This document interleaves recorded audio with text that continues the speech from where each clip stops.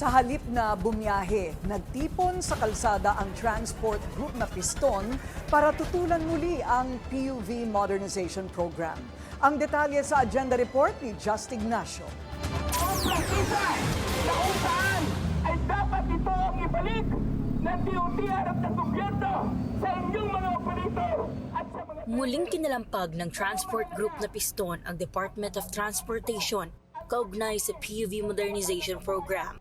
Hindi pa rin natitinag ang kanilang sigaw na ibalik ang 5 taong prangkisa at ibasura na ang naturang programa. Hanggang sa ngayon ay hindi tayo pinapayagan na makapag-register ng ating mga pampubliko na transportasyon. Hindi lamang sa halin ang mga jeepney, kundi sa lahat ng luda ng ating mga public transport. Ayon pa kay Piston Group Leader Camo Di Floranda, kung hindi naman daw epektibo ang programa, bakit hindi pa ito tanggalin at payagan ang mga individual jeepney operator na makapag-renew ng prangkisa ng 5 taon.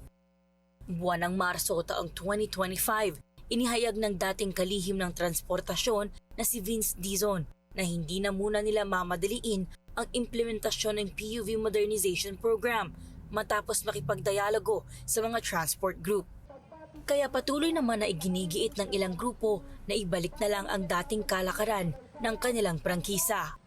Matapos kalampagin ng DOTR, nagtungo naman ang grupong Piston sa LTFRB Central Office sa Quezon City para ihain ang renewal ng kanilang Provisional Authority at petisyon para sa halos 20 operator sa labas ng NCR. Kaya pwede yan na magkaroon ng every week, every 2 weeks magkakaroon tayo ng filing para talang na ito yung ganito karami yung hindi nag-comply do sa programa ng PUBMP. Ayon kay Camodi, patuloy nilang kinakalampag ang ahensya dahil malaking pasanin daw ang gastos nila taon-taon kapag magre-renew. Hindi raw gaya noon na sa isang renewal lang, good for 5 years na ang prangkisa. Magtutungo rin ang grupo sa LTFRB NCR office sa Fairview para doon naman i-renew at maghain ng petisyon para sa humigit kumulang 100 operator na nasa NCR. Panimula pa lang din anya ito ng kanilang muling pagkalampag sa pamahalaan dahil marami pa anya ang nais maghain ng kanilang petisyon laban sa programa. Para sa agenda, Just Ignacio, Billionaire News Channel.